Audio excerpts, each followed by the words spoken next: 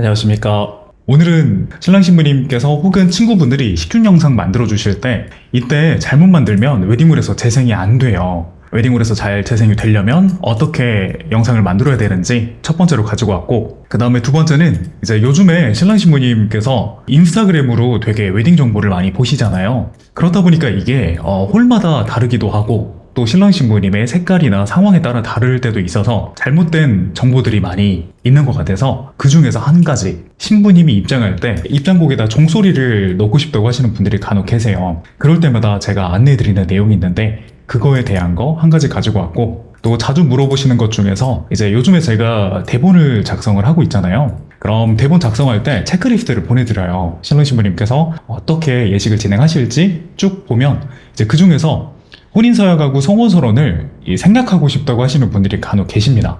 그래서 그때도 제가 이렇게 여러 번 말씀드리긴 했었는데 아무래도 많은 분들이 헷갈려 하시고 좀 어려워 하시는 부분인 것 같아서 혼인서약과 성혼서론을 꼭 해야 되는지 그 부분에 대해서도 이야기 나눠볼게요. 8시 20분부터 진행을 하겠습니다. 그 전까지는 혹시나 궁금하신 거 있으시면 자유롭게 말씀해 주셔도 되고요. 지희님께서 질문이 있어요. 혼주석에 어머니만 앉으시는데 손 아래 남동생이 같이 앉는 건 어떨까요? 예비신랑이 손 위인데 부모님 대신 손 아래 남동생에게 인사하는 것이 좀 그럴까요? 우선은 이런 부분들은 이제 의미를 부여를 해주신 거잖아요. 근데 우리가 이런 의미를 지키려고 생각해보면 이게 사실상 큰 의미가 없는 게, 그러려면 이제 주례 선생님 먼저 모셔야 됩니다.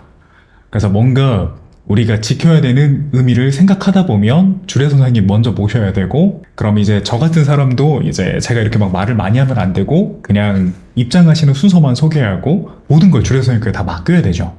그러다 보니까 좀 애매해요. 그러면 그렇게 따지면 요즘에 진행하는 리마인드 입장도 하면 안 되는 거고, 신부님도 단독 입장을 하면 안 되는, 뭐 여러 가지 복잡한 문제가 있기 때문에 모든 것들은 우리가 원하는 대로 다 진행할 수 있습니다. 그리고 제가 예식을 진행하면서도 이제 동생분과 함께 앉으시는 경우가 많아요. 그래서 너무 크게 걱정하지 않으시고 동생분께서 혼주석에 앉아주셔도 괜찮을 것 같습니다. 그럼 지금 어머님께서만 앉으시면 혹시 입장을 어떻게 하시나요? 혹시 동생과 같이 입장하는 건 아니시죠? 인스타그램 다시 좀 볼게요. 또 그동안에 댓글이 많이 올라왔어요. 민섭님께서 저 질문이 있는데 이번에 사회를 처음 보게 되는데 혹시 대본이나 이런 것들도 구매가 가능한가요? 네, 제가 대본 판매하고 있습니다. 그리고 제가 사용하고 있는 문구를 그대로 담아서 보내드리는 한 가지 구성이 있고, 또 두 번째는 한번 보내드리고 그 다음에 신랑 신부님의 식순에 맞춰서 제가 전부 다 편집해드리는 구성도 있습니다. 그래서 저에게 DM으로 문의 주시면 제가 상세하게 안내해드릴게요. 소리신부님께서 저는 빈자리를 채우시는 목적이라면 삼촌분이나 윗 어른분을 모시는 게 좋을 것 같아요. 그쵸. 뭐 그렇게 해도 괜찮죠. 그래서 우선은 가능하다면 이제 어른분이 앉아주시면 좋긴 한데, 또 어머님들께서 원하지 않으실 때도 있어요. 어머님들께서 그냥 혼자 앉겠다 하시거나 아니면 꼭 이제 아들과 그냥 같이 앉고 싶다 하시는 경우도 있어서 이건 사실 정해진 건 없습니다. 그래서 신부님께서 그리고 가족분들께서 원하시는 대로 진행을 하시는 게 좋을 것 같아요. 다만 제가 조금 걱정하는 게 있다면 한 분도 불편하지 않아야 됩니다. 이제 한 분은 그렇게 안 했으면 좋겠다라고 생각하시면 그게 설득이 되어야 돼요. 그래서 예식 전까지 원만하게 이야기를 잘 나누고 모두가 찬성하는 느낌으로 진행을 해야, 그래야 본식 날에 좀 마음이 편하실 겁니다. 이제 누군가는 좀 반대하는 분위기가 있다면 예식 진행하면서 내내 좀 신경 쓰이고 불편하실 거예요. 조우미님께서 안녕하세요. DM으로 라일락 행진 참고 문의드렸던 신부입니다. 10월 21일에 덕분에 잘 마쳤습니다. 친구가 사회라서 선화무님 거 참고해서 제가 대본 다 써서 주고 선화무님 영상 정리해서 보내주고 키키 덕분에 친구도 잘 진행해줘서 고마웠습니다. 감사합니다. 저한테 DM으로 이제 그거 문구 써도 되냐고 물어보셨던 신부님이실까요? 그래서 몇 분 계시긴 했었는데 그래도 지금 말씀해주신 이 문구를 보니까 기억이 날 것 같아요. 그때도 되게 친절하게 물어보셨던 신부님이신 것 같은데 예식 너무나 잘 마치셨다고 하시니까 저도 너무 뿌듯하고 또 행복하네요. 조우미님께서 네 맞아요. 20살에 연애 시작해서 참고하고 싶었던 신부입니다. 히히. 또 이렇게 들어와 주셔서 후기까지 남겨주시니 너무 감사합니다. 구지은님께서 스토리 남겨주신 거죠? 이거 두 번째로 진행하겠습니다. 지님께서 저는 혼자 입장할 계획이에요. 어머니는 남동생과 리마인드 웨딩 하게 하려고 생각하고 있어요. 그럼 신랑님 부모님 입장하시고 그 다음에 신부님은 어머님과 남동생이 함께 걸으신다는 말씀이실까요? 이거는 우리가 좀 더 자세히 이야기를 나눠보면 좋을 것 같아요. 어머님과 동생분의 입장. 지금 지님이 어머님과 동생분이 리마인드처럼 입장을 한다고 말씀해 주셨거든요. 리마인드처럼. 지금 동생분 나이가 어떻게 되신가요? 답 주셔서 감사합니다. 어머니는 남동생과 입장하게 하시고 혼주석에는 남동생과 앉게 할 생각이에요. 그런데 신랑과 남동생 나이 차가 10살 이상 차이이긴 해요. 삼촌도 안 계시고 가족들이 가족의 다른 친척분들과 같이 앉는 것은 좋지 않아 하셔서요. 윗손 아래 이런 부분도 잘 이야기가 되어야 할까요? 우선은 신랑님께서만 괜찮으시면 동생분이 혼주석에 앉는 것은 아무 문제가 없습니다. 다만 이게 어머님과 함께 입장하는 거는 제가 조금 고민이 들 것 같아요. 왜냐면 일단 신랑님과 동생분이 나이 차이가 많이 난다고 하셨고 지금 동생분이 결혼을 하셨을까요? 일단 이 버진로드를 걷는다는 게 약간의 좀 의미가 있긴 해요. 제가 아까 처음에 의미를 따지려면 주례사님부터 모셔야 된다고 하긴 했는데 그래도 이제 뭔가 우리가 마음에 간직하고 싶은 그런 의미가 있긴 하잖아요. 그래서 이거는 그냥 간단하게 재밌는 이야기로 들어보시면 좋은데 이 버진로드에 대해서 오늘 안내를 한번 해드릴게요.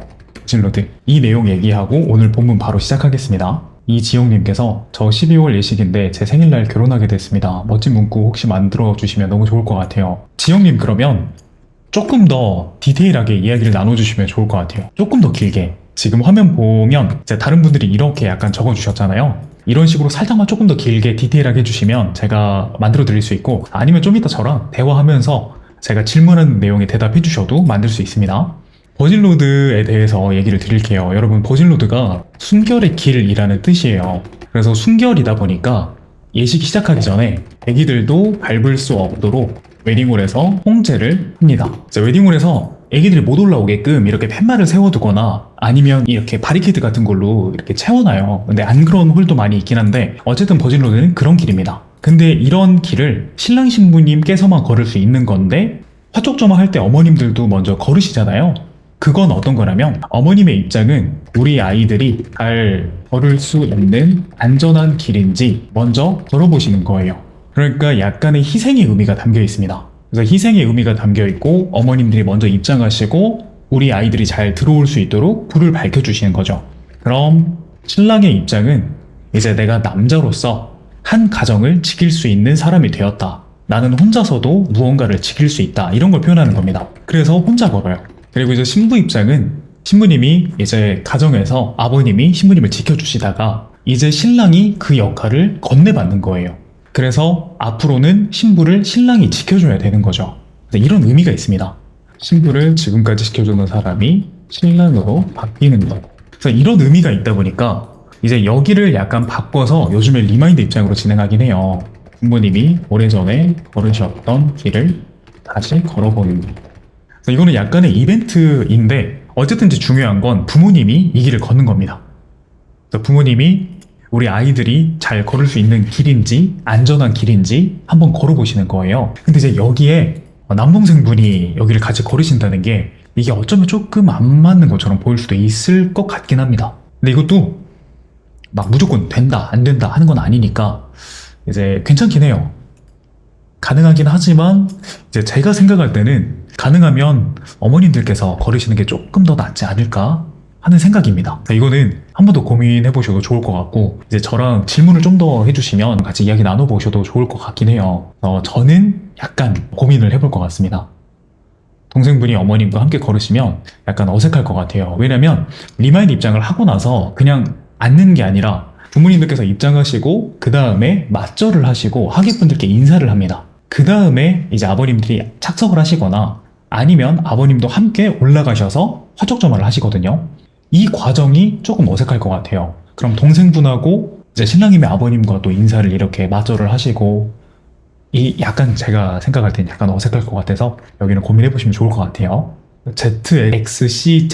ZXCZZZ님께서 내년 9월 예식인데 자료 준비 지금부터 가능한가요? 미리 준비해도 상관은 없는 거죠? 가능하죠. 미리 해주시면 좋죠.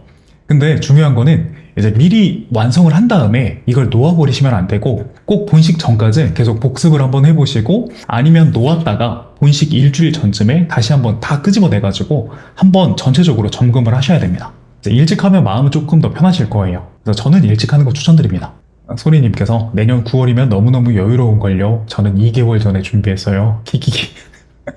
우선은 저도 신랑신부님께 말씀드릴 때는 사회자가 있고 전문가가 도와준다면 뭐 일주일 전에 해도 상관은 없다 이렇게 말씀드리긴 하거든요. 근데 어쨌든 그러면 그 과정이 신랑신부님이 조금 마음이 불편하고 뭔가 막 불안하고 이러시니까 가능하면 일찍 하는 게 좋긴 합니다. 소리신부님께서 미리 준비하셔도 좋죠. 히히. 근데 가까워지면서 조금씩 조금씩 다듬고 추가하고 그러면서 완성시키면 돼요. 제가 얘기했던 거를 지금 똑같이 말씀해 주셨죠? 너무 감사해요. 유유. 지님께서 남동생은 결혼했고 아이도 있다고 해주셨는데 역시 이제 이런 느낌이 있다 보니까 말씀을 드렸습니다.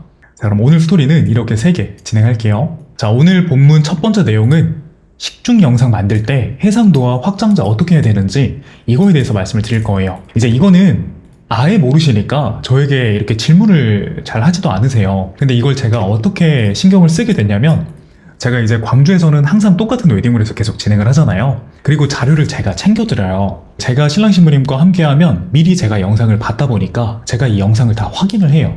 그래서 정보를 눌러봐서 이게 4K로 만들어졌는지 풀 HD로 만들어졌는지 용량은 어떻게 되어 있는지 확장자가 어떤 건지 그래서 웨딩홀에서 잘 재생이 되게끔 제가 이 영상을 인코딩을 다시 해드립니다. 그래서 제가 이걸 챙겨서 웨딩홀에 가지고 가요. 근데 이제 안 그러시는 분들도 많이 계시잖아요. 이제 저랑 하지 않으시는 분들은 신랑 신부님께서 직접 만드셔가지고 웨딩홀에 보내시는 경우도 있고 혹은 신랑 신부님 몰래 이제 뭐 동생이나 친구분들이 영상을 만들어가지고 웨딩홀에 이렇게 보내주시는 경우도 있어요. 그럼 이때 문제가 생깁니다. 아무래도 웨딩홀 직원분들도 이 컴퓨터나 뭐 영상 확장자 이런 거에 대해서 잘 모르시다 보니까 영상이 안 돼요. 이 정도로밖에 확인이 안 돼요. 그럼 웨딩홀 직원분이 영상을 한번 켜보시고 이제 친구분들이나 혹은 신랑 신부님께 영상이 안 되는데요 이렇게 말씀하시면 이제 신랑 신부님은 제 거 스마트폰에서는 재생이 되는데요 제 거 컴퓨터는 되는데요 이렇게 얘기하다 보면 이게 또 싸움이 되고 이게 답답하잖아요. 근데 그게 왜 안 되는 거냐면 여러분 웨딩홀의 컴퓨터가 이제 우리가 가지고 있는 스마트폰이나 혹은 사양이 좋은 컴퓨터처럼 그런 게 아니고 대부분은 약간 저사양 노트북이에요. 보급형 컴퓨터다 보니까 이 웨딩홀에 있는 대부분의 컴퓨터는 4K 영상이 재생이 안 됩니다. 이거는 어쩌면 또 이해가 안 되는 부분이기도 한데 어쩔 수 없어요. 이게 한두 군데만 그런 게 아니라 커다란 웨딩홀도 대부분 다 이렇습니다. 그래서 지금은 웨딩홀에서 4K 영상이 대부분은 재생이 안 되기 때문에 여러분께서 영상을 무겁게 만드시면 안 돼요. 그리고 영상을 FHD로 했더라도 이게 또 부드럽게 재생되는 프레임이나 뭐 확장자가 또 MP4가 아니라 막 MOV거나 이런 식으로 되면 이게 확장자가 꼬여가지고 또 재생이 안 되거든요. 오늘 그런 걸 알려드릴게요. 이제 우리가 체크해야 될 것들은 3가지입니다. 첫 번째는 해상도, 그리고 두 번째는 프레임, 세 번째는 확장자입니다.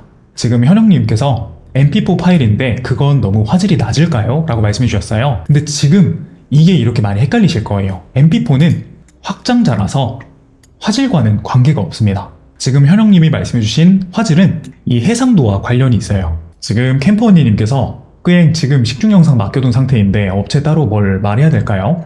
지금 웨딩 영상을 만드시는 업체에다가 의뢰를 하셨다면 따로 말씀하지 않으셔도 됩니다. 아마 업체에서 웨딩홀에 잘 맞게끔 이걸 만들어 주실 거예요. 근데 간혹가다 개인 작가님들과 이 제주 스냅이나 이런 거에서 되게 고화질로 엄청 쨍한 영상을 만들어 주신 분들이 계시거든요. 거기는 얘기해야 돼요. 이제 만약에 신랑 신부님이 영상을 딱 받으셨는데 용량이 막 3기가, 4기가다. 그러면 이게 엄청나게 고화질일 확률이 높아요. 그럼 웨딩홀에서 재생 안 됩니다. 그래서 대부분은 일반적으로 여기 4번 용량은 이제 40MB에서 거의 300 넓게 잡아서 400MB 정도까지 나오면 웬만하면 다 재생이 돼요. 근데 그게 아니고 막 2기가 뭐 4기가 뭐 이렇게 되면 이건 아마 재생이 안 될 거예요. 그럼 4K일 겁니다. 일단 좀 약간 어렵게 밖에 얘기를 못해요. 이게 더 쉽게 얘기하면 좋은데 해상도는 어떤 걸 얘기하는 거냐면 화면이 얼마나 선명하게 나오는지 얘기하는 거예요. 그러면 우리가 대부분 가장 체감하는 건 화질이 안 좋다 하면 이 해상도가 낮은 거고 되게 화질 너무 좋다 하면 이 해상도가 높은 겁니다. 그래서 여기 해상도는 영상을 만드실 때 1920 그리고 1080 이렇게 만들어야 돼요. 가로가 1920, 세로가 1080.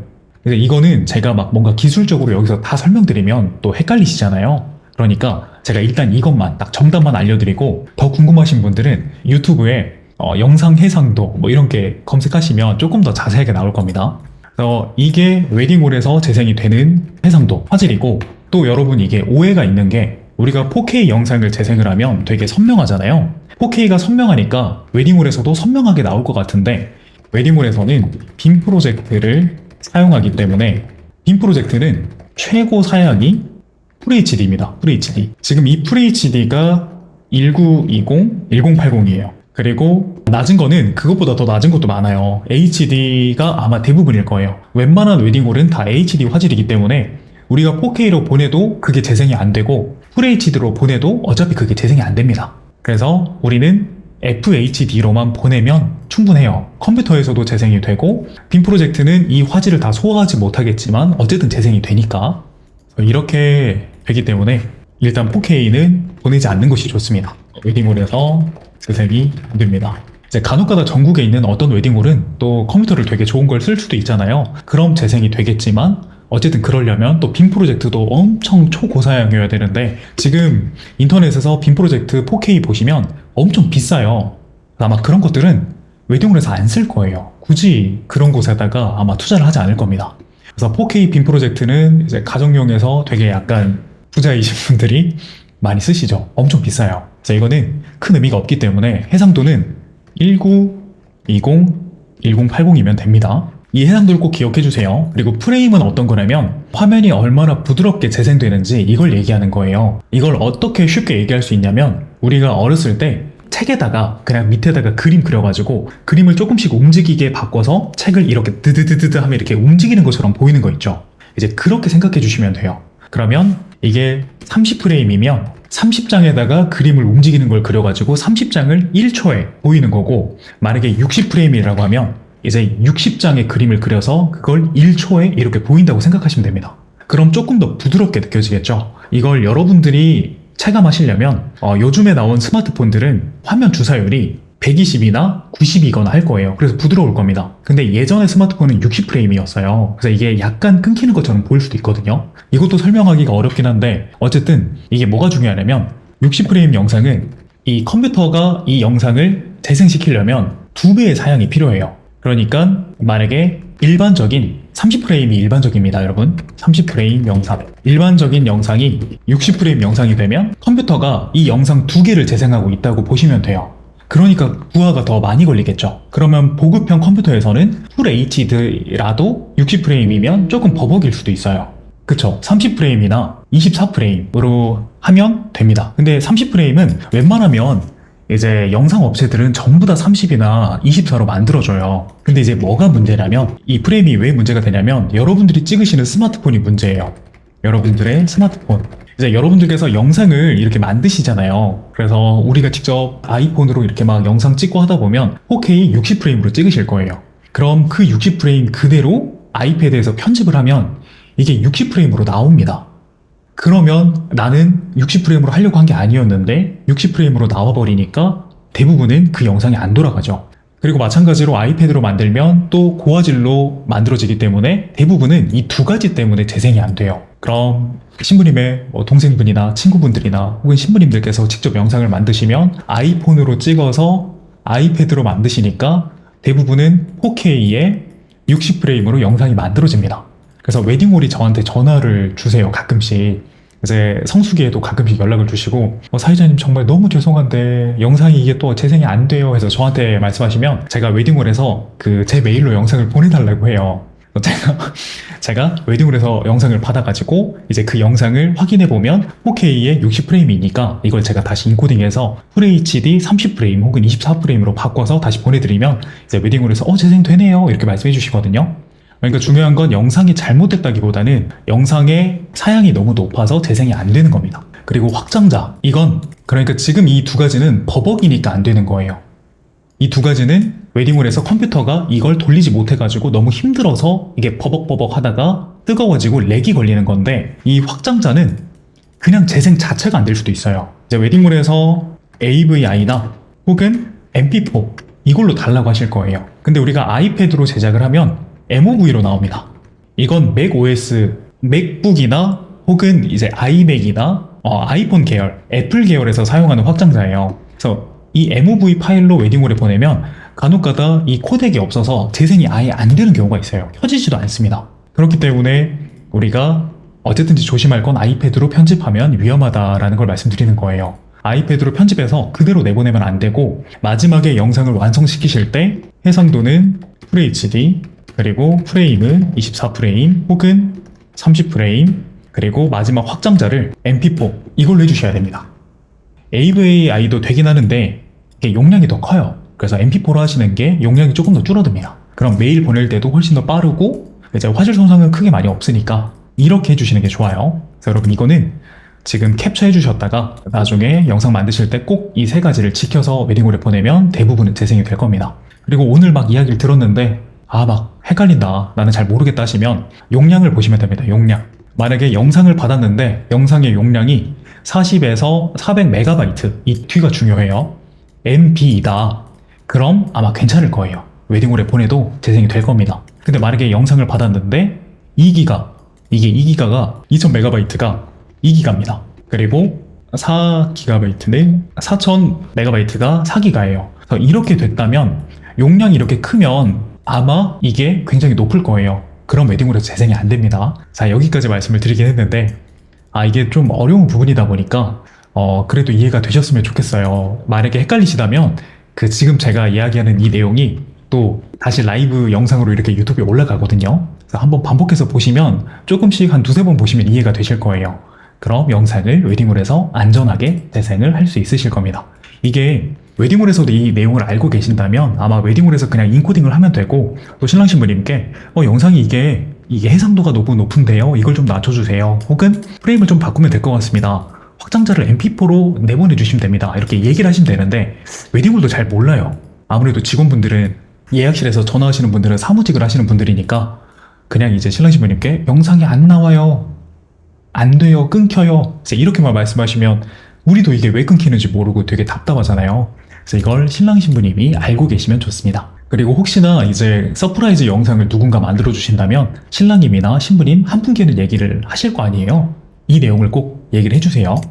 이렇게 하면 영상이 잘 될 겁니다. 여러분 방금 영상 이 내용 들으시면서 궁금하신 점 있으신가요? 혹시나 이해가 안 되시거나 이런 게 조금 더 궁금하다 하시는 부분이 있으시면 채팅방에 남겨주시면 제가 답변 드리겠습니다. 현영님께서 이런 것까지 봐야 할 줄 몰랐는데 나무님 덕분에 많이 알아갑니다. 감사해요. 근데 이것도 진짜 너무너무 속상한 게 이제 저는 결혼식 가면 신랑 신부님 예식 1시간 전에 도착해가지고 그 전에 진행하는 예식을 많이 봐요.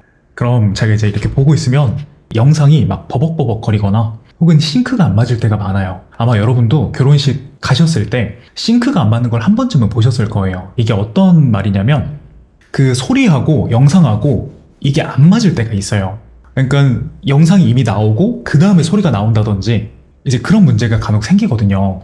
그럼 웨딩홀에서는 이 영상이 잘 나오는지 확인할 때 이걸 처음부터 끝까지 5분짜리를 계속 이렇게 쳐다보면서 확인을 하시는 게 아니고 영상을 켜서 중간중간에 끊기는 게 없는지 이렇게 바를 넘겨서 그냥 이렇게 한 두세 번 확인하시거든요. 그래서 한 10초에서 20초 정도 확인을 하시는데 그러면 이렇게 용량이 높은 경우에는 일단 보이긴 보여요.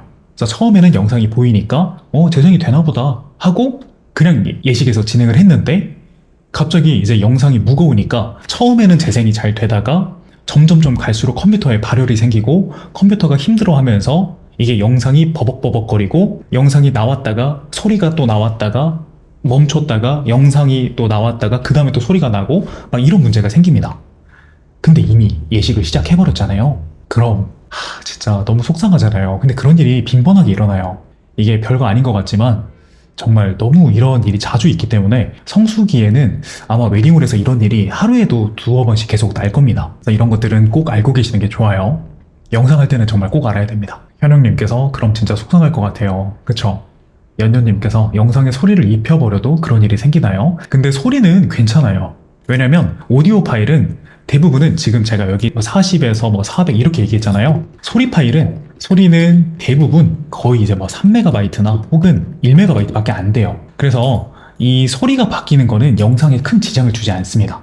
다만 요즘에는 너무 고화질이 많이 생겨가지고 그래서 문제가 되는 거예요. 이게 한 5년 전까지만 해도 이런 문제가 아예 없었어요. 왜냐면 그때는 이제 FHD가 제일 좋았거든요. 5년 전까지만 해도 FHD도 거의 없고 이제 뭐 HD라든지 이제 좋은 게 FHD. 그래서 이때까지는 큰 문제가 없었어요. 웨딩홀에서도 어떤 영상이든지 만들면 다 재생이 잘 되고, 근데 이제 이걸 스마트폰 회사가 만든 거죠. 사실 카메라가 만든 것도 아닙니다. 카메라 회사가 이런 고화질의 영상 사진을 만든 것도 아니고, 스마트폰이 되게 발전하면서 갑자기 영상의 해상도가 확 올라가고, 그러니까 예전에 갤럭시에서 막 1억 화소 막 이런 얘기 하잖아요. 1억 화소로 최고로 해가지고 영상을 찍어버리면 이제 웬만한 고사양 컴퓨터에서도 이게 영상이 잘 안 돌아갑니다. 그래서 이런 것들은 어쨌든 제가 또 기계 얘기하니까 신나가지고 제가 기계를 좋아하거든요. 그래서 어쨌든 이런 부분들은 알고 계시면 좋아요. 그럼 이제 두 번째 갈게요. 제가 최근에 책을 읽었는데 그 책에서 어떤 얘기를 할 때 되게 짧게 해야 된다. 이게 길게 하면 안 되고 딱 핵심만 얘기를 해야 된다라고 해서 제가 이제 그렇게 하려고 노력 중인데 생각보다 잘 안 되네요. 제가 오늘 이 내용을 가능하면 7분 안에 딱 끝내야겠다 생각했는데 아직 멀었습니다. 여러분 제가 항상 이런 것들도 신경 써가면서 이런 걸 준비하고 있어요. 들어주시면서 또 점점 시간이 지날수록 성장하는 제 모습도 봐주시고 기대해 주시면 좋을 것 같습니다. 두 번째는 이제 잘못된 웨딩 정보 바로잡기 코너인데 오늘은 신부 입장할 때 종소리를 넣고 싶다고 하시는 분들이 간혹 계세요. 그래서 그거에 대한 이야기를 하도록 하겠습니다. 신부 입장할 때 종소리 이게 그 인스타그램에서 영상이 떴던 것 같아요. 그래서 간혹가다 신부님들께서 편집해가지고 사용하시는 영상을 몇 번 봤는데 이제 웨딩 전문가분이 한번 이렇게 영상을 제대로 만들어가지고 이게 또 조회수가 100만 회가 넘었더라고요. 그렇다 보니까 또 저랑 같이 진행하시는 신부님들께서도 신부 입장에 종소리 넣고 싶은데 가능한가요? 라고 물어보시는 분들이 많으셔서 이제 그때 제가 말씀드렸던 내용을 오늘 공유하려고 합니다. 여러분 신부 입장 음악에 종소리를 넣으면 우리가 얻는 것보다 잃는 것이 조금 더 많아요. 그러니까 이게 쉽게 얘기하면 이 노래를 사람들이 많이 알아요. 만약에 이 종소리 나는 엔젤이라는 곡을 사람들이 모른다면 그러면 편집해서 사용해도 괜찮은데 아무래도 이 포레스텔라가 또 유명하게 노래를 되게 대중화를 시켰고 우리도 그 엔젤이라는 곡을 너무나 잘 알고 있다 보니까 약간은 낚인 기분이 납니다. 그래서 뭔가 신부 등장했을 때 땡, 땡 하고 당연히 엔젤이 나올 줄 알았는데 갑자기 다른 노래가 나오면 하면서 약간 이게 그런 느낌 때문에 오히려 이게 더 어색합니다. 그래서 거기에서 소개하는 영상을 보면 이제 종소리를 넣어서 신부 입장을 진행하면 집중이 되고 또 박수와 함성이 커지고 신부님의 입장이 좀 더 우아해진다 이렇게 얘기를 했는데 이제 이걸 우리가 점수로 환산할 수는 없잖아요. 근데 그걸 제가 굳이 거기에 숫자를 대입해서 이게 어느 정도의 효과가 있는지 이걸 체크를 해본다면 집중이 되는 게 뭐 플러스 5점 그리고 이제 종소리가 나서 사람들이 기다렸다가 박수치면서 와 한다는 게 플러스 5점 그리고 이 종소리 때문에 신부님이 우아해진다면 그것도 한 플러스 5점 정도 될 것 같아요. 근데 여러분 이제 제가 방금 얘기했던 이 종소리가 난 다음에 엔젤이 아니라 다른 곡이 나왔을 때 사람들이 에? 하면서 이 낚이는 느낌이 마이너스 20점이에요. 뭐야? 약간 웃깁니다. 그래서 이게 그냥 제 의견이라기보다는 그 유명한 영상의 댓글을 보면 또 사람들이 되게 저랑 같이 얘기하는 사람들이 많아요. 제가 베스트 댓글을 봤는데 이제 종소리 하니까 이제 베스트 댓글이 언더테이커 이 원곡을 구간 편집해서 종소리를 사용하는 건 괜찮아요. 제가 또 어떤 영상을 봤는데 엔젤이 처음에 딴딴딴 이렇게 들어가는 거잖아요. 근데 어떤 분은 이걸 종소리를 딱 울리고 땡 땡 한 다음에 그 거의 마지막 부분에 남자 보컬이 조용히 이렇게 음악이 다 없어지면서 무반주로 노래하는 구간이 나오거든요. 이제 거기를 이렇게 잘라서 붙이셨더라고요. 그래서 땡 땡 딴딴 따단 이렇게 바꿨는데 이건 예쁘더라고요. 그래서 원곡을 편집해서 사용하는 건 예쁘지만 종소리만 빼서 다른 음악과 붙이는 것은 예쁘지 않다고 제가 감히 소신 발언을 해봅니다. 여러분 이것도 한번 고민해보세요. 그래서 신부님들이 음악을 고르실 때에는 인터넷에서 사람들이 추천하는 이런 곡보다는 그냥 내가 그냥 들었을 때 계속 마음이 가고 혹은 나에게 의미가 있는 곡이 가장 좋아요. 이제 여러분들께서 인터넷에 검색하시면 이제 막 엄청 많은 곡들이 나오고 또 저마다 이 곡이 좋다, 이 곡이 어쩐다 하니까 더 헷갈리고 그럴수록 내가 생각하는 의미나 내가 좋아하는 이 나만의 취향이 점점 옅어집니다. 그래서 다른 사람들의 색깔이 더 씌워지기 마련이니까요. 여러분께서는 개인적인 내가 좋아하는 곡, 내게 의미가 있는 곡으로 신부 입장을 해보시길 추천드려요. 자, 여기까지 두 번째 내용이었습니다. FIA님께서 추억의 언더테이커, 캠퍼니님께서 레슬링이라니 유유 키키키. 다행인 건 이제 그 영상을 올리신 분이 이제 댓글을 막 검열해가지고 이렇게 막 부정적인 건 삭제하고 그러지 않으시고 그걸 그대로 놔두시더라고요. 그럼 다행이죠. 그럼 이제 사람들의 반응을 볼 수 있으니까 여러분께서 그런 영상을 보시면서 꼭 댓글도 한번 보시고 사람들이 어떻게 생각하는지 그걸 보시면 이제 거기에 사실 답이 다 나와 있어요. 이제 거기에서 어떤 분들은 나도 종소리 넣고 싶다 이렇게 하시는 분도 계시지만 대부분은 이렇게 낚였던 분들이 훨씬 더 많으니까 그걸 보면 더 확인이 되시겠죠. 자, 그리고 여러분 이제 세 번째 본문 내용 진행하겠습니다. 자주 묻는 질문으로 혼인서약이나 성혼선언을 꼭 해야 되냐고 물어보시는 경우가 많아요. 이게 생각보다 많습니다. 지금 제가 대본 쓰면서는 이제 성혼선언이나 혼인서약 둘 중에 하나를 하지 않는다라고 하시는 분들도 꽤 많아서 제가 지금 보내드리는 체크리스트에는 이제 혼인서약은 누가 하시나요? 그리고 성혼선언은 누가 하시나요? 이렇게 적어두고 여기에 생략 불가 이렇게 적어놨어요. 여러분 혼인서약이랑 성혼선언은 생략하면 안 됩니다. 그리고 저랑 같이 예식을 진행하시는 신랑 신부님께서도 이제 상담하러 오셔가지고 저희 혼인서약 안 하고 싶은데요. 혼인서약 꼭 해야 되나요? 이렇게 말씀을 하시더라고요. 우선 오늘은 그러셨나요? 캠퍼니님께서 물어보셨군요. 네, 오늘 이걸 왜 해야 되는지 알려드릴게요. 여러분 혼인서약이랑 성혼선언은 결혼식에서 꼭 필수로 해야 되는 중심이 되는 순서입니다. 이게 뭐냐면 혼인서약은 신랑 신부의 약속이에요. 우리가 앞으로 어떻게 잘 살겠다 하는 약속입니다. 그럼 성혼선언은 뭐냐면 이제 두 사람은 부부가 됐습니다. 땅땅땅 부부가 됐다는 선언이에요. 그럼 여러분 이제 약속을 안 하면 신랑 신부님이 약속을 안 하고 그냥 부부가 된 거예요. 우리는 뭐 어떻게 살겠다 뭐 이런 얘기가 없이 그냥 부부가 된 거고 만약에 성혼선언이 없으면 이제 약속은 했는데 부부는 아직 안 된 거예요. 그러니까 결혼식은 했지만 아직 부부는 안 됐다. 이게 성립이 안 되는 겁니다. 그래서 여러분 혼인서약을 꼭 해야 되고 그래서 신랑과 신부가 같이 어떻게 살 건지 약속을 먼저 하고 그 다음에 약속을 했으니까 이제 두 사람은 부부가 됐습니다 라고 누군가가 선언을 해줘야 되는 거죠. 근데 이제 아무래도 제가 약간 우스갯소리로 이렇게 얘기를 하긴 했지만 부담스러워서 그런 거잖아요. 대부분은 뭔가 사람들 앞에서 내가 이렇게 얘기를 한다는 게 좀 부담스럽고 혹은 성혼선언도 대부분은 부모님이 하신다는데 우리는 막 아빠도 엄마도 다 안 한다고 하시고 그럼 맡길 사람 없으니까 성혼선언 그냥 안 해야겠다 이렇게 생각하시는 거잖아요. 그래서 이제 그런 것들을 알려드릴 거예요. 자, 이렇게 혼인서약을 만약에 우리가 하기 조금 어색하다면 이제 이걸 진행하는 방법이 있습니다. 혼인서약을 사회자가 할 수도 있어요. 원래는 주례사님께서 하시는 거잖아요. 주례사님께서 이제 신랑 신부에게 신랑 신부는 이렇게 해서 평생 동안 검은 머리 파뿌리 될 때까지 잘 살겠습니까? 하면 신랑 신부님께서 네! 하는 게 혼인서약입니다. 그래서 그대로 사회자나 부모님이 진행하시는 거예요. 신랑 신부님께서 목소리를 내는 게 조금 쑥스러우시고 뭔가 이야기를 하는 게 어색하시다면 사회자가 이제 신랑 신부에게 신랑과 신부는 평생 동안 행복하게 잘 살 것을 약속합니까? 하면 신랑 신부님이 네! 말하시면 됩니다. 그리고 마찬가지로 이제 부모님께서 진행을 해주신다고 하면 역시 부모님께서 이때 똑같이 질문을 하시고 신랑 신부님이 네! 라고 해주시면 됩니다. 근데 여기에서 만약에 부모님이 진행을 해주시잖아요. 그럼 성혼선언도 같이 해주셔야 돼요.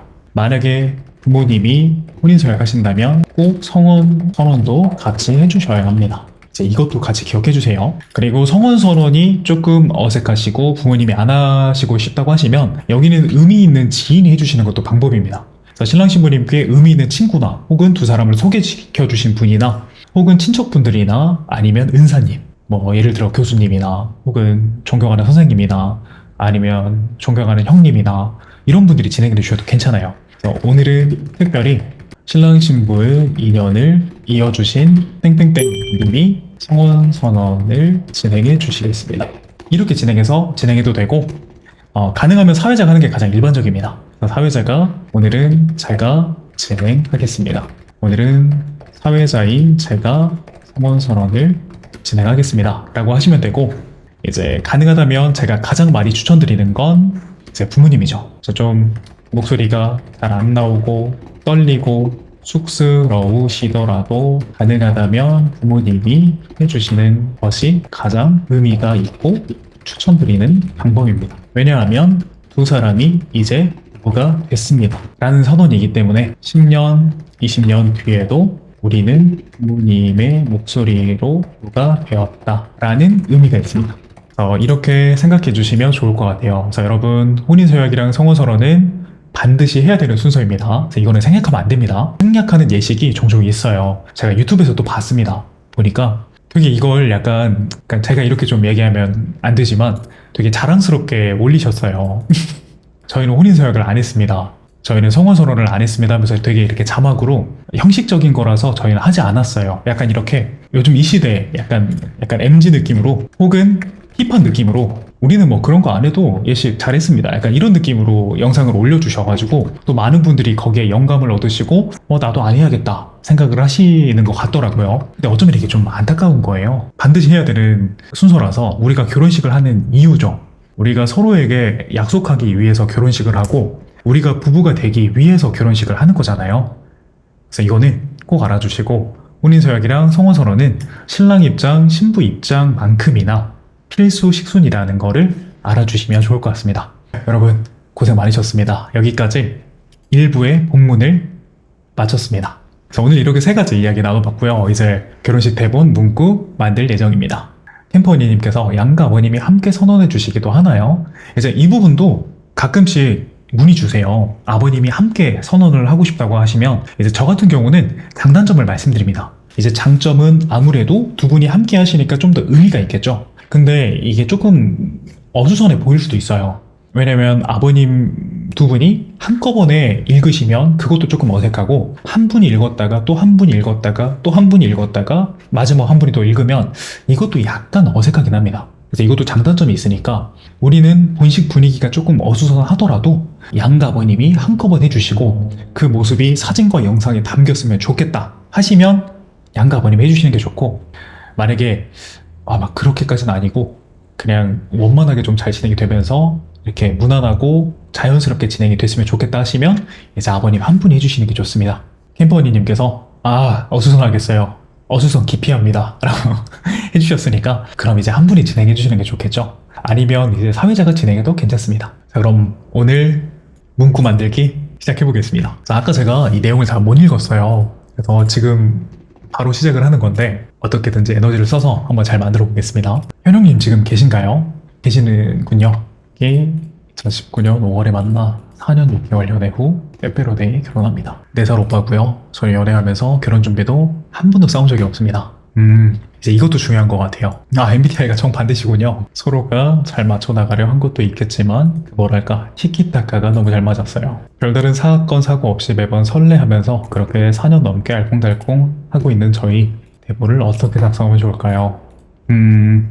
지금 현영님 혹시 빼빼로데이를 강조하고 싶으신가요? 이건 되게 귀여운 느낌이 나기 때문에 빼빼로데이라는 단어가 들어가면 어쨌든지 감동적인 느낌보다는 약간 귀여운 느낌이 더 날 거예요. 근데 지금 여기 내용을 보면 약간 감동적이거든요. 그래서 신부님께서 컨셉을 귀여움과 이제 감동적인 느낌 이 2가지 중에서 선택을 해주시면 제가 맞절을 만들거나 행진을 만들거나 이렇게 안내를 해드릴게요. 감동적인 느낌은 아무래도 맞절에 들어갈 것 같고, 그리고 귀여운 느낌은 행진. 그럼 맞절 한번 만들어 볼까요? 맞절로 만들겠습니다. 이제 한 번도 싸운 적이 없었다는 이 내용과 서로 반대임에도 잘 맞춰서 티키타카가 잘 맞았다, 이 내용이 강조가 되면 좋을 것 같아요. 그리고 매번 설레한다, 이 내용도 들어가면 좋을 것 같고, 이제 4년 이 내용을 넣으면 좋을 것 같습니다. 이는 함께 연애하는 동안 끊임없이 흘러내고 있습니다. 지금은 제가 그냥 막 쓰는 거거든요. 그래서 한번 쓴 다음에 한번 다듬어 볼게요. 그러면 서로 완전히 다른 생각을 하더라도 우리 대화는 모든 것을 하나로 만들어 주었습니다. 이렇게 4번은 저를 지나는 동안 서로에게 쓰고 앞으로도 영원히 지금처럼 늘 서로를 존중하며, 앞으로도 지금처럼 늘 서로를 존중하고 사랑하기를 약속하며 인사하겠습니다. 지금 제가 여기를 단어를 전부 다 바꿨어요. 일단 MBTI가 반대다. 이제 이 내용은 아무래도 지금은 MBTI가 되게 핫하잖아요. 옛날에 우리 혈액형 되게 핫했던 것처럼. 근데 이게 아마 제 예상에는 10년이나 20년 정도 지나면 이 MBTI라는 단어가 또 다른 걸로 바뀔 거예요.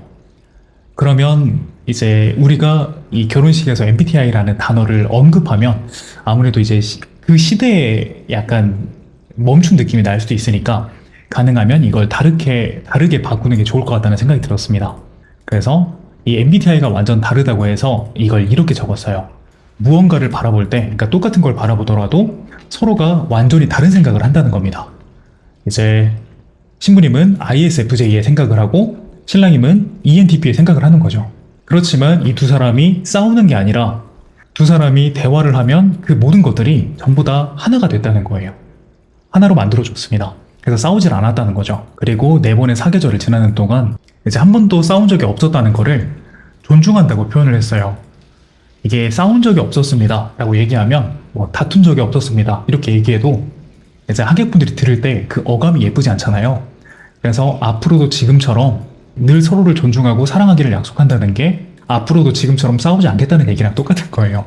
그래서 이렇게 단어를 만들었고, 그리고 서로를 만나서 함께 연애하는 동안 매번 설렜다고 하셨으니까 이게 매번인데 약간 과장을 했습니다. 그래서 하객분들께 조금 더 전달이 잘 되도록 하루도 빠짐없이 설레었고 행복했습니다. 이렇게 문구를 만들었는데 한번 읽어보면서 답을 못 볼까요? 이제 여기는 맞절할 때니까 이제 사회자가 신랑 신부님께서는 서로의 눈을 바라봐 주시고요. 우리는 서로를 만나서 함께 연애하는 동안 하루도 빠짐없이 설레었고 행복했습니다. 무언가를 바라볼 때 서로 완전히 다른 생각을 하더라도 우리의 대화는 그 모든 것을 하나로 만들어 주었습니다. 그렇게 4번의 사계절을 지나는 동안 우리는 더더욱 서로에게 스며들었습니다. 앞으로도 지금처럼 늘 서로를 존중하고 사랑하기를 약속하며 인사하겠습니다. 신랑 신부 맞죠? 이거 안 다듬어도 될 것 같은데요? 이대로 가도 괜찮을 것 같습니다. 어떠신가요? 괜찮으시죠? 그러면 현영님은 이렇게 맞절 문구 확정하겠습니다. 이제 여기서 혹시나 현영님께서 조금 바꾸고 싶으신 부분이나 조금 어색한데요 하는 부분이 있으시면 말씀해주세요. 너무 좋아요 하트라고 해주셨습니다. 그럼 이제 두 번째는 지은님께서 말씀해주신 내용이에요. 이것도 한번 볼게요. 19년 3월 3일부터 만나고 있습니다. 어느 날 핸드폰 사진을 보다 보니 제가 중학교 때 썼던 쇼파가 보이는 거예요. 이게 해외 수입 가구라 특이한 디자인이어서 이걸 남자친구네 집도 쓰다니 신기하네 했죠. 근데 시어머님께서 들으시더니 너희는 정말 연인이다 하셨어요. 뭐야? 소름 돋았어요. 진짜 소름 돋았어요. 알고 보니 남자친구 외숙모님이 저희 엄마랑 친구셔서 외숙모 소개로 중고 가구를 중고로 팔았는데 그게 시부모님이 어떡해요? 진짜 지금 계속 소름 돋아 소름이 안 없어져요. 시부모님이 사가셨던 거예요? 신기하죠? 네, 신기합니다. 여기에 또 제 의견을 신기합니다. 그 가구는 지금도 남자친구 집에서 사용 중인데 놀러 가면 제가 썼던 가구가 남자친구네에 그대로 있다는 게 참 신기해요. 너무 신기하네요. 저희 인연은 인연인가 봐요. 이 내용을 결혼식 때 이야기하고 싶은데 필력이 별로라 녹여내기가 어렵더라고요. 이걸 녹여내고 싶으신 거죠? 그러면 이제 이건 사회자가 얘기하기 조금 그래요. 이제 제가 생각할 때는 이제 이걸 제가 아까처럼 뭔가 단어를 바꿔가지고 이걸 하려고 했거든요. 역시 지은님께서 이미 하고 계셨군요. 이건 혼인서약에 들어가면 좋습니다. 이미 작성하고 계셨군요. 아마 이 내용이 하객분들께 잘 전달이 되면 하객분들도 저처럼 소름 돋으실 거예요. 일단 19년 겨울 친구의 친구들끼리 모였던 우리가 처음 만난 그날을 기억합니다. 일단 저에게 보내주실 때 이렇게 되게 디테일하게 적으셨잖아요. 근데 지금 서양 문구 작성하신 거 보면 이게 약간 너무 많은 이야기가 들어가 있어요. 그럼 하객분들이 헷갈립니다. 그럼 지금 저도 이게 딱 처음 봤을 때 헷갈렸어요. 19년의 겨울이라는 단어와 친구의 친구들끼리 모였다라는 내용과 이제 처음 만난 그날을 기억한다는 내용과 다른 사람이 오기로 돼 있었는데 그 사람이 나왔다라는 내용과 가구를 함께 썼던 내용 지금 5개가 들어있는 거죠. 그럼 이제 하객분이 느끼실 때 이게 무슨 말이야? 이렇게 생각하실 수가 있어요. 그래서 내용을 한 가지만 얘기해야 됩니다. 한 가지만. 그러면 이제 지금 적어주신 내용을 쭉 펼치는 거죠. 근데 오늘은 가구에 대해서만 이야기를 나누면 좋겠어요. 일단은 이 내용은 중간에 들어가야 될 것 같아요. 그럼 투머치하고는 조금 달라요. 투머치는 이제 불필요한 얘기가 많아진 거잖아요. 근데 지금은 이제 투머치라는 느낌이라기보다는 하나의 이 이야기에 담겨있는 소스가 너무 많아요. 그러니까 메인 재료가 너무 많다는 뜻입니다. 그러니까 요리가 딱 메인 요리가 하나 있고 이렇게 반찬들이 이렇게 있는 거잖아요. 근데 지금 지은님께서 적어주신 내용은 메인 요리가 약 5개가 있는 느낌? 그래가지고 이걸 뭘 먹어야 되는 거요? 약간 이런 느낌인 거죠. 다 먹기에는 배부를 것 같고 이런 느낌이니까 이제 한 가지에 딱 메인을 두고 이렇게 펼치면 좋을 것 같아요. 처음 시작할 때는 약간 날짜를 넣어도 될 것 같아요. 함께 2019년 3월 3일 우리는 서로를 처음 만났습니다. 그다음 신랑. 근데 지금 여기에서 적어주신 거 말고 지금 채팅에 적어주신 거 보면 친구들끼리 모였던 처음 만났던 날 다른 사람이 오기로 되어 있었는데 데이터로 나왔다. 이게 어떤 얘기신가요? 소개팅이에요? 이렇게 막 3명 이렇게 해가지고 3대3 이렇게 만나는 소개팅? 그냥 서로를 처음 만났다. 이것만 하면 좋을 것 같아요. 우리는 서로를 처음 만났습니다. 그리고 첫 번째 문구는 아까 이런 거 있잖아요. 이런 거. 이런 식으로 그냥 두 분의 이야기를 담으면 좋을 것 같아요. 신부는 저에게 이런 사람이었습니다. 그리고 신랑은 저에게 이런 사람이었습니다. 이런 식으로 약간 처음에 시작을 하시고 이제 중간에 가구에 대한 이야기가 나오면 좋을 것 같습니다. 또 시작할 때 함께 우리는 서로가 생각해도 참 신기한 인연이었습니다. 신부. 어느 날 이걸 짧게 요약해야 되거든요. 이제 지금 머리를 딱 써야 돼요. 어느 날 신랑의 휴대폰을 보는데 제가 어렸을 때 사용했던 가구가 있었습니다. 해외 수입 가구라서 워낙 특이한 디자인이었어서 가구를 사용했다는 게 참 신기했습니다. 그럼 여기까지 들었을 때 사람들이 아까 저도 마찬가지로 여기까지 들었을 때 그게 뭐 신기한 인연이야? 이렇게 생각하시겠죠? 그래서 어머님께 이 말씀을 드렸더니 캠퍼니님께서 핸드폰 말고 신랑 집에 처음 갔는데 그 거울을 본 거는 어떨까요? 근데 이게 지금 지은님께서 이게 약간 포인트잖아요. 신랑 휴대폰을 받고 그 다음에 이제 근데 그게 좀 더 멋지긴 하겠는데 좀 더 극적이긴 할 것 같아요. 우선 한번 적어볼까요? 어머님께 말씀드렸더니 어머님께서는 이 가구를 어떻게 구입하셨는지 말씀해 주셨습니다. 여기는 신랑님의 성함이에요. 신랑의 외숙모님께서 구입을 도와주셨는데 그 가구를 판매한 사람이 저희 어머니였습니다. 저희 엄마였습니다. 이제 어머니였습니다 하면 헷갈리니까 저희 쇼파가 있었습니다. 이 쇼파를 어떻게 구입하셨는지 말씀해 주셨습니다. 도와주셨는데 그 가구를 판매한 사람이 바로 저희 엄마였습니다. 신랑의 휴대폰에서 발견했던 그 친근한 쇼파는 제가 사용했던 쇼파였던 것입니다. 그렇게 우린 양가 어머님께 운명이라는 인증, 이 단어 인증을 받았습니다. 여러분 이 단어를 좀 바꿔볼까요? 인증, 인정. 그리고 신랑. 이제 여기는 신랑님이 생각하는 또 다른 이야기가 들어가면 좋을 것 같아요. 우리는 서로가 생각해도 참 신기한 인연이었습니다. 어느 날 신랑의 휴대폰을 보는데 제가 어렸을 때 사용했던 쇼파가 있었습니다. 해외 수입 가구였기도 하고 워낙 특이한 디자인이었어서 같은 가구를 사용했다는 게 참 신기했습니다. 그래서 어머님께 이 말씀을 드렸더니 어머님께서는 이 쇼파를 어떻게 구입하셨는지 말씀해 주셨습니다. 신랑의 외숙모님께서 구입을 도와주셨는데 그래서 이때는 스토리를 설명하는 거니까 약간의 이 노력이 필요하실 것 같아요. 그래서 신랑의 외숙모님께서 중고가구 구입을 도와주셨는데 그 가구를 판매한 사람은 바로 저희 엄마였습니다. 이렇게 하면 사람들이 이게 소름이 돋을 거예요. 그래서 신랑의 휴대폰에서 발견했던 그 친근한 쇼파는 제가 사용했던 쇼파였던 것입니다. 그렇게 우린 양가 어머님께 운명이라는 인증을 받았습니다. 이 인증이 뭔가 조금 애매한데 여기서 키키 한번 해주셔야 돼요. 제가 사용했던 쇼파였습니다. 키키. 약간 웃으시고 여기서 그냥 함께 해야겠다. 함께. 키키는 읽으시는 게 아니에요. 그러니까 신랑의 휴대폰에서 발견했던 그 친근한 쇼파는 제가 사용했던 쇼파였습니다. 그냥 이렇게 웃으시라는 얘기예요. 키키를 하는 게 아닙니다. 이렇게 그냥 웃는 표정만 지으시면 됩니다. 함께. 여기 이걸 읽는 게 아니고 함께. 지영님 너무 멘트가 너무 멋지신데요. 양가 어머님께서 맺어주신 우리의 우연한 인연이 오늘 저희의 운명이 되었어. 그냥 이대로 가도 되겠다. 아, 너무 좋은데요? 그 다음에 신랑. 이제 신랑님께서도 이 정도 길이로 여기에 딱 멘트 해주시면 좋을 것 같아요. 그쵸? 이거는 핵심인데요? 완전 이 신랑 신부님의 이 뭔가 스토리의 핵심이라서 이 정도 길이가 들어가도 괜찮을 것 같아요. 이렇게 딱 하고 그 다음에 신랑님이 이제 신부님에 대한 어떤 이야기를 한번 해주시고 그 다음에 마무리로 함께. 그래서 여기는 그냥 예시예요. 예시. 우리가 함께 하면서 힘든 일이 있고 어려운 상황이 있을 때마다 항상 오늘을 기억하고 소중한 운명을 떠올리며 이겨내겠습니다. 또 지영님 시권 받으셔 부럽네요. 그러니까 이제 여기에서 맨 처음 시작할 때 2019년 3월 3일 우리는 서로를 처음 만났습니다. 신랑님께서 신부는 저에게 이렇게 이런 사람이었습니다.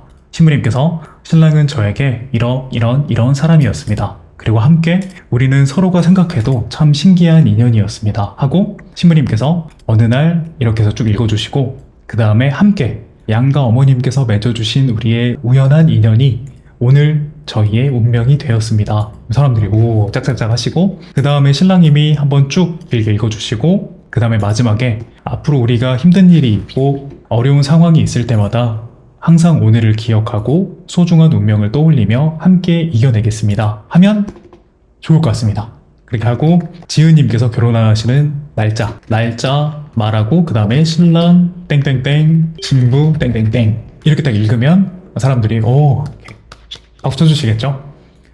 이거 너무 감동이고 또 신기하고 사람들이 얘기할 것 같아요.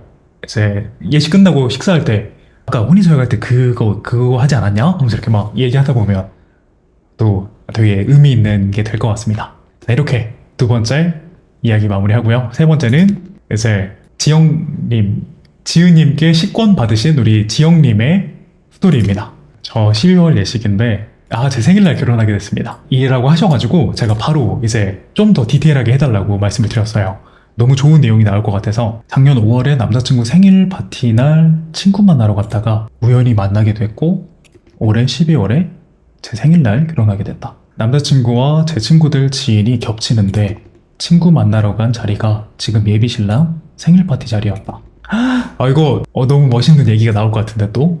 그날 이후 한 달 동안 제 인스타 보다가 연락이 오게 되면서 연락 주고받다가 사귀게 되었고 올해 12월 10일 제 생일날 결혼하게 되었답니다. 이건 행진한테 들어가면 될 것 같아요. 딱 오늘 맞절 혼인서약 행진 이렇게 딱 한 개씩 진행했네요. 2살 연하인 지금 남자친구는 항상 제가 우선인 친구라서 싸움 없이 항상 먼저 사과해주는 남자친구입니다. 사회는 제 오랜 친한 친구인 여자분이 해주기로 했습니다. 이거는 짧고 굵게 갑시다. 이거는 제가 벅찬데요. 오늘도 이야기가 너무 좋다. 저번 주도 이야기 되게 스토리가 엄청 좋았던 것 같은데 오늘도 스토리가 너무 좋네요. 이거는 진짜 딱 짧고 굵게 행진할 때 헬퍼님께서 드레스를 정리하시는 동안 여기서 신랑 신부는 행진을 준비하겠습니다. 다혜님께서는 또 아빠 생신에 결혼하시는군요. 그건 아버님이 덕담해 주시면 좋을 것 같아요. 아버님이 덕담하실 때 여러분 오늘 제가 사실 생일입니다. 아이고 또 우리 딸이 제 생일이라고 이렇게 큰 선물을 해주네요. 이렇게 하면 사람들이 빵 터지고 아마 좋아하실 겁니다. 그래서 이것도 약간 그런 느낌이에요. 행진을 준비하겠습니다. 신랑과 신부는 신랑의 생일날 처음 만나 신부의 생일날 결혼을 합니다. 그 대신 이제 이걸 행진 멘트로 사용하시면 혼인서약이나 이럴 때 신부님의 생일이라는 이야기가 들어가면 안 돼요. 그러니까 만약에 혼인서약 때 신부님의 생일이라는 이야기가 나와버리면 행진할 때 이게 의미가 조금 이렇게 그거 되니까 행진할 때 얘기를 해야 됩니다. 신랑과 신부는 신랑의 생일날 처음 만나 신부의 생일날 결혼을 합니다.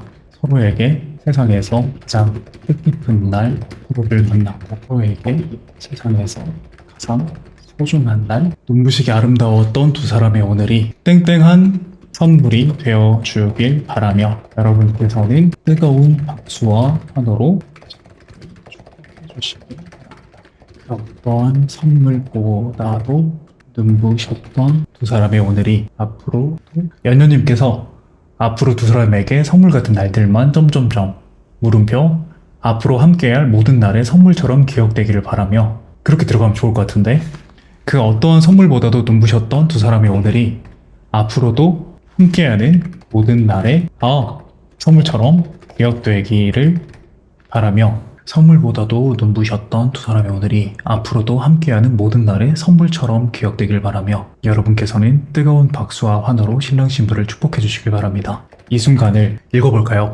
이제 신랑 신부는 행진을 준비하겠습니다. 헬퍼님 막 달려오셔가지고 드레스 정리하실 때 신랑과 신부는 신랑의 생일날 처음 만나서 신부의 생일날 결혼을 합니다. 이때 멈추셔야 돼요. 사회자가 2초 정도 멈추기. 사람들이 이해를 한 다음에 와! 라는 이 감탄이 나올 때까지 기다려야 됩니다. 그래서 바로 멘트를 하면 이 생각할 겨를이 없으니까 이때 한번 멈춰줘야 돼요. 신랑과 신부는 신랑의 생일날 처음 만나서 신부의 생일날 결혼을 합니다. 서로에게 세상에서 가장 뜻깊은 날 처음 만났고 서로에게 세상에서 가장 소중한 날 평생을 함께하기로 약속합니다. 그 어떠한 선물보다도 눈부셨던 두 사람의 오늘이 앞으로도 함께하는 모든 날의 선물처럼 기억되기를 바라며 여러분께서는 뜨거운 박수와 환호로 이 순간을 축복해 주시길 바랍니다. 약간 걸리는데 이게 걸림없이 술술 읽혀줘야 되거든요. 제가 다시 한번 점검해 볼게요. 서로에게 세상에서 가장 뜻깊은 날 처음 만났고 서로에게 세상에서 가장 소중한 날 평생을 함께하기로 약속합니다. 그 어떠한 선물보다도 눈부셨던 두 사람의 오늘이 여기가 제가 느껴질 때 조금 걸리거든요. 그 어떠한, 이 어떠한이 읽을 때 어려우실 것 같아요. 세상에 그 어떤 선물보다도 이렇게 하면 입에 맞을 것 같아요. 함께하기로 약속합니다. 세상에 그 어떤 선물보다도 눈부셨던 두 사람의 오늘이 딱 되네요. 앞으로도 함께하는 모든 날에 선물처럼 기억되기를 바라며 그쵸? 어떠한보다 어떠한이 좋을 것 같아요. 역시 소리신부님께서 아마 지금 제가 하고 있는 거랑 이제 여러분께서 보는 게 한 3초, 5초 정도가 밀릴 거예요. 이게 딜레이가 있어서 어쩔 수가 없는데 아마 소리신부님과 제가 동시에 생각을 한 것 같습니다.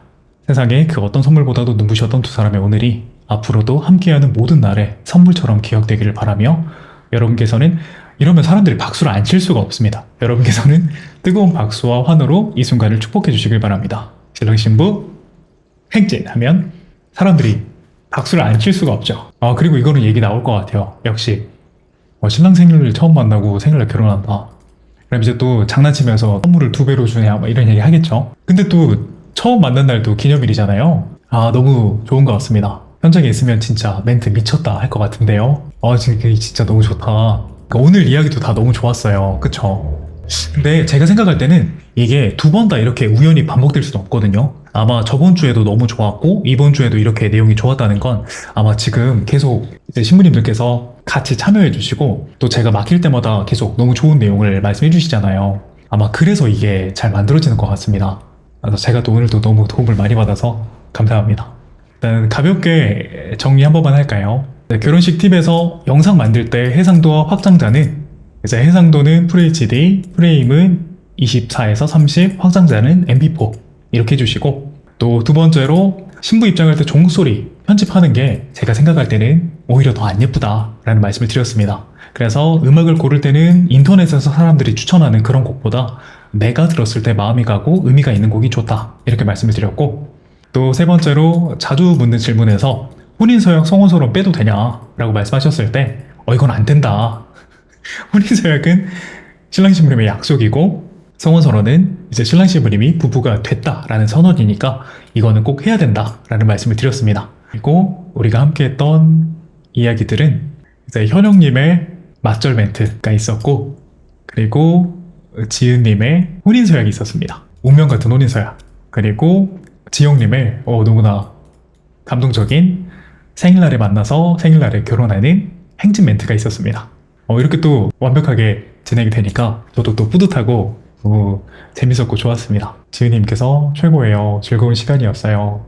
연우님께서 완전 좋다. 오늘 우연과 인연이 가득한 사연이에요. 지영님께서 다들 너무 감사해요. 섬세하게 봐주셔서 감사합니다. 모두가 함께 만들어가는 멘트들 히히 해주셨고 캠퍼니님께서 크라고 해주셨고 너무 우아하고 감동적이에요. 맞아요. 그리고 많은 도움 주셔서 감사해요라고 말씀해 주셨고, 어쩌면 이제 지영님께서도 저에게도 또 아까 지은 신부님께도 엄청나게 많은 도움이 되어 주셨어요.